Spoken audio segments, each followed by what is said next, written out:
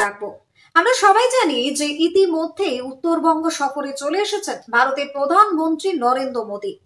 সেখানে তার সভা করার কথা রয়েছে। আর এবারে নরেন্দ্র মোদীর উত্তরবঙ্গ সফরে নাম নেই রাজ্যের তাবড় নেতা দিলীপ ঘোষের। ডাকে নাকি তিনি পাননি, কিন্তু কেন? তবে কি রাজ্য বিজেপির নেতারা রাজ্য বিজেপির প্রাক্তন সাংসদ দিলীপ ঘোষকে ব্রাত্য করতে চাইছেন? আজকে সাত সকালবেলা নিউ টাউনের ইকো পার্কে প্রাতঃ ভ্রমণে এসে রাজ্য বিজেপির প্রাক্তন সাংসদ দিলীপ ঘোষ কি জানালেন এবং তারই সাথে সাথে গোটা বিষয়টি নিয়ে রাজনৈতিক মহলই বা কি বলছেন, জানবো বিস্তারিত ন্যাশনাল বার্তায়।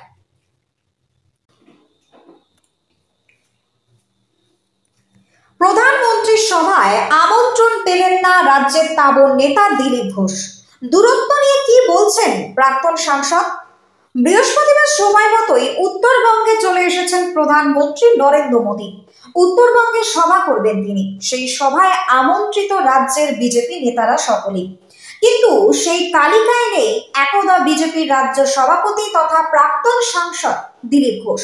দিলীপ ঘোষকে এই প্রসঙ্গে প্রশ্ন করা হলে তিনি জানান, তার উত্তরে তিনি সরাসরি বলেন যে ওখানে প্রোগ্রাম, ওখানকার কর্মীরা যাবেন, উনি যখন কলকাতায় আসবেন আমি যাব।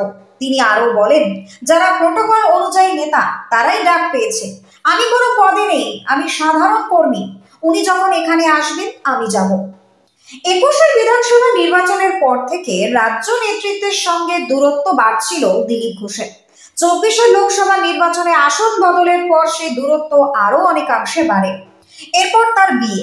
দীঘার জগন্নাথ মন্দির দর্শনে গিয়ে মুখ্যমন্ত্রীর পাশে বসে গল্প গুজব ফাটল আরো চওড়া করে দিয়েছে। দলীয় কর্মীদের বিক্ষোভের মুখে পড়তে হচ্ছে সস্ত্রীক দিলীপ ঘোষকে। আর এমনই পরিস্থিতিতে মোদীর অনুষ্ঠানে ডাক না পাওয়া কি সেই ক্ষোভেরই বহিঃপ্রকাশ? দলের রাজ্য নেতারা কি দিলীপ ঘোষকে তবে ব্রাত্য করতে চাইছেন? প্রশ্নের জবাবে নিজস্ব মেজাজে ব্যাট চালান দিলীপ।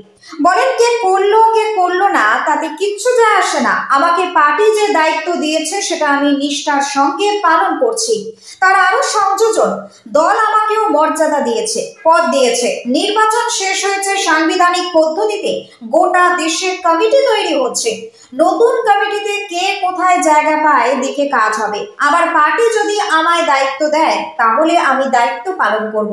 তবে দিলীপ ঘোষ পদের দোহাই দিয়ে যতই বিষয়টিকে হালকা করার চেষ্টা করুক না কেন, দলের অন্দরেই অন্য সুর কিন্তু শোনা যাচ্ছে।